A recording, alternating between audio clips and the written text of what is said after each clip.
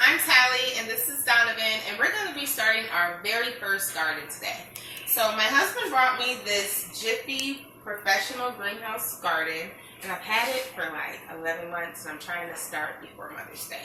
So we have seeds here. We have watermelon, tomato, corn, what is this? Lettuce, onions, and cucumbers. And on the back here, it tells you how many days that it takes for it to start and how many days for harvest. So, and spacing and everything. So this is very informative. You may want to go ahead and check that out on each row, on each seed garden, so you can make sure you know exactly when your produce is going to sprout up. I'm going to do a link below so you can see the exact garden I'm using. We have these little buds here, and we start indoors and we keep it away from sunlight, and we're going to have to pour a half a gallon of warm water in here. So let me get the half gallon. We poured it in here, we filled it up halfway, and then I put it on the stove to warm it up to 108 degrees, which I guess that I didn't have a temperature gauge, but I just made them warm. They said do not use tap water because I have all the nasty things in it like chlorine, and we want something fresh to go into our new garden like Zephyr's Hills. So yeah, so we're going to pour this in here. I'm so excited. Donovan, you excited? Yeah. Donovan's been waiting to do this all year long. So today we're serious about it.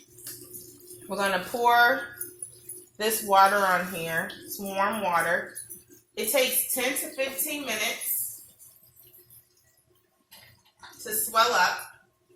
And we're going to let God do its thing by allowing this to swell. Cold water would take longer. So I'm actually reading the instructions and allowing the water to sit on there. And it's going to take a total of 10 to 12 minutes. And we have our dog here, Bailey. Hi guys, so look how beautifully they swell after adding the warm water to it. So we took the time out to separate them all because the netting on there was kind of tight. So we separated them like this one. We left one for you to show you. And we're going to separate it like this, the netting. It said loosen up the netting.